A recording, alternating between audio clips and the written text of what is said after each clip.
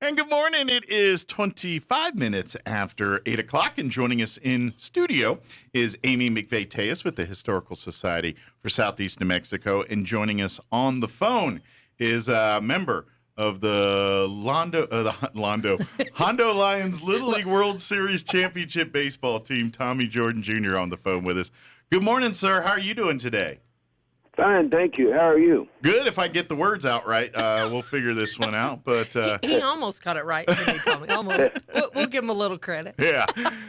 Well, first off, thank you for spending a few minutes on the phone with us here. I know we got a chance to talk to you back in 2016 when the actual team was being honored as the Heritage Dinner recipients there, and yourself and several of your other teammates got to come and be a part of all this. So I guess just the update. How you been doing since then? I've been doing real good. Good. Good deal. Are you following baseball pretty good and keeping up to date on things and liking or disliking the world you're living in with the football or the baseball right now? Oh yeah, I watch baseball about every day. Good deal. Well, good deal. That's the way of life, right, Tommy? Yeah, exactly. Exactly. Now, of course, Amy, we had a good hunk of the baseball team able to join us in 2016 when the Lions Hondo Little League team won that World Series.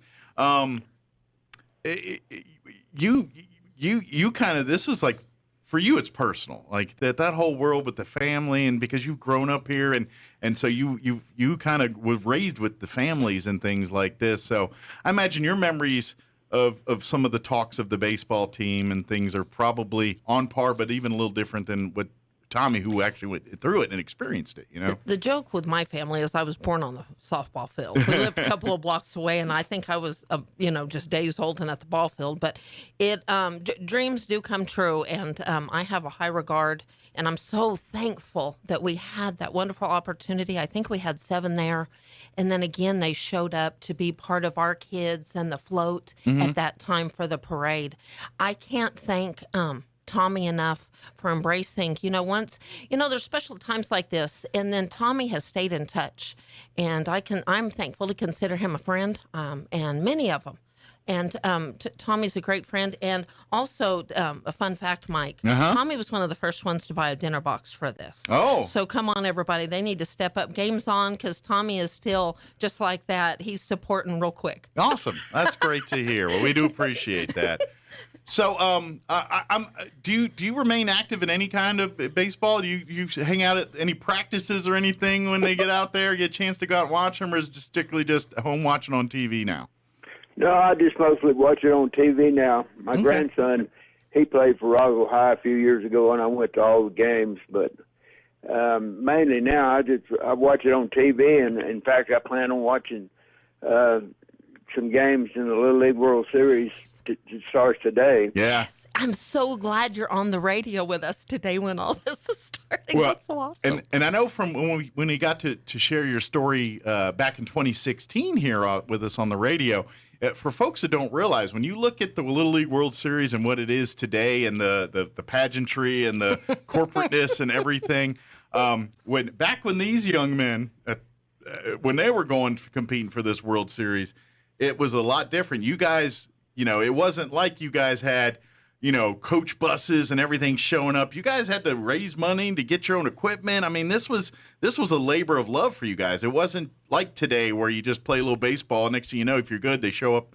you get a chance to be at the World Series. You guys were the underdogs going in, but you had to literally fight tooth and nail just to get invited, but be relevant there, and obviously you took care of that because you won the whole darn thing. But you guys were that underdog, the ones that had to, you just didn't get to show up like some New York City or big city league team. You guys had to scrape and scrap, and that's a little different today. But I imagine that probably makes the World Series championship a little bit sweeter for you and the teammates, though, right? Yeah, it does. I'm sure we weren't supposed to win, but we had an awful good team, and I really wasn't worried about playing anybody. You just would put an opponent on the field. We're going to beat them. Doesn't matter how nice their uniforms are, Who's next on the list? How fancy their gloves are, right? That was basically it. Yeah. I love I it. I thought we were the best team in the country even before the Little League World Series started. But Well, I'm that was curious. just my opinion. I'm curious how many, because I imagine the first few games people underestimated you. You know what I mean? And they just said, "Look at these guys, these ragtag group," and then you come and clean their clock. I imagine at some point they had to get smart and say, "We can't sleep on these guys anymore." You know, how long was it before people started taking notice? Well, I would here in Roswell, they followed us pretty good. Okay. You know, we won 3 tournaments before we had to go to Williamsport, and we were followed pretty good by the Roswell Daily Record, and so yeah, people were aware Okay. of us. Well, I didn't know. I knew back home we did, but I didn't know once you got to Pennsylvania there, if they kind of took a look at you and said, "Oh, these guys are going to be pushovers," and then you come and show them that you aren't. I don't know if they thought that. Okay. If they had seen us play, they wouldn't be thinking that. Gotcha. That's right. That's Gotcha. true.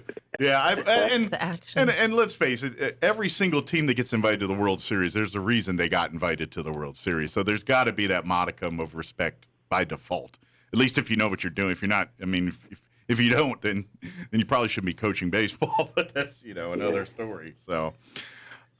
So what's I gotta ask because we only have a few minutes with you here. What in your head today in 2022? What's one of the most fondest memories that still sticks out from that World Series run there for you guys? Is there any moments or anything like to this day you go back and think on? It's like, man, that was either a real cool thing or a proud moment or just a touching moment for you or something that just really stuck with you through all these years. No, I remember all 12 games that we won, and it was all, I can remember them all today. Yeah. And mainly what happened. And I guess the last game would have been the best, the championship game. Sure. Would have been the best, I guess. Just the fact that the team's hoisting the Little League trophy there at the end and just doing it at, achieving the goal together. That probably, that's always got to stick out, I imagine. So. Yeah, that was quite a fun time. If a picture could say 1,000 words, I certainly know this one does, Tommy. They're showing your team on as we're talking. But one thing I think on behalf of the Historical Society that we want everybody to remember, if they just look at this team and think, oh, the Historical Society is honoring a baseball team, it's a lot more than that. Many of these players are still very significant to the history of Roswell. Whether it's Mr. Hobson, whether it's Tommy and his family legacy, including his father, the oldest living professional baseball player before he passed, whether it's the Hobsons, whether it's the Valdezes, or many of these players still stay with us. There's a story there, and we're just proud to be a part of it and celebrate the rich history. Absolutely. And you know me, anytime we can celebrate ball, I'm all in. Well, and I think we could do this one every year. well, and if you think about it, when this team won, I mean, this whole community rallied around that, and it's not often that your young men of your community get put on a national spot like that, especially when you come from a community of this size, small town type feel. And so to be on a national stage, oh, and by the way, dominate on it, that's a huge deal. And I think what those 12, 13 young boys did for that World Series did more to bring this community together than many things that you probably see or will see in the future. And that's why we honor this team, and that's why we're so proud of this team, and men like Tommy and those other ball players. Yet that we see they're all gone on and done great things in our community or elsewhere, and we just want to celebrate that and say thank you and appreciate that. And that's the end of the day why we do this. You better believe it. So I'm going to ask now. You're going to got your box meal. You getting the chicken or the beef? Oh yeah, I guess probably the chicken. There you go. Okay. See? Good for you. And do you get to eat all the shrimp, or are you going to share that with somebody? I'll probably share it with a couple of girls there. There you go. Okay. See, that's a good man sharing that food. See. Yeah. That's a good. That's man. very nice of him. That's the difference between me and him. I don't share my shrimp. Well, before we let you get back to it, is there anything that you wanted to mention? Anything you wanted to say that we really didn't get a chance to cover or talk about? No, I just want to thank Amy and the Historical Society for their interest in keeping the what we did alive, and they have a very nice display up there at the Historical Society, and you can thank her a lot for what's going on today. Yeah. I can't wait for a day that we get back there, and I believe it can happen. We got close, and it was an honor to have those kids and so many of this team together on that parade when our last group did. But we're going to make it again, aren't we, Tommy? I hope so. Absolutely. I believe they will. We've had some good teams, and then, of course, we have. I was lucky for 10 years. I lived on Sunset Place, which is right next to the Lions Hondo baseball fields out there. Yes. And I literally could just hang out on my back and watch baseball games and stuff. And if I occasionally got hungry, I'd walk over and get nachos or something.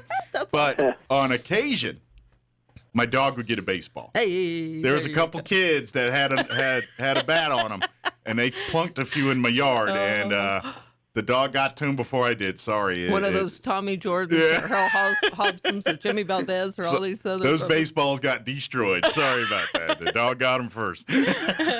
Well, Tommy, you're stuck being part of our family. We thank you so much for your time and all that you did to impact the history. There's no doubt you did, and we will never forget. It's part of our timeline, too. So Absolutely. Absolutely. Thank you very much. And we appreciate some time here, and we look forward to talking again soon here. And who knows, maybe be throwing some first pitches out at some ball games or something that'd pretty be soon. good. Put you to work. That'd be good. That'd work. We'll be calling you again. We really appreciate your support and everything. Absolutely. All right. Thank you, sir. Thank Take you. care. Have a great day. Thanks a lot. Bye-bye. All right. Big thank you to Tommy Jordan Jr. for spending a few minutes here, part of that Lions Hondo Little League World Series Championship baseball team.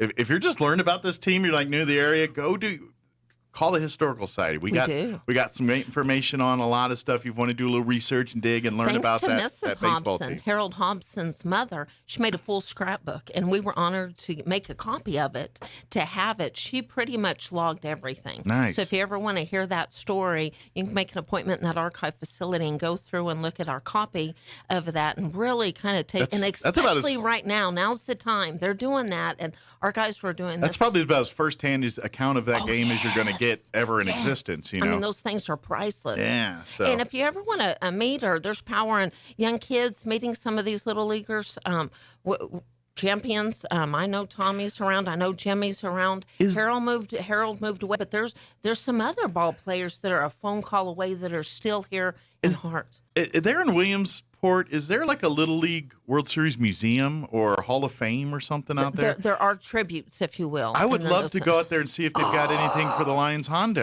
up there. Yes. I'm sure like they've got every. They do. If anything, they just got a photo of the team up there. Yes. That'd be cool. I'd like to go. A lot of local individuals were very significant in getting. I'm gonna have to go. Roswell represented. Next time I'm back east visiting family, make a trip up to Williamsport there and check it out. Love this time of the year, though.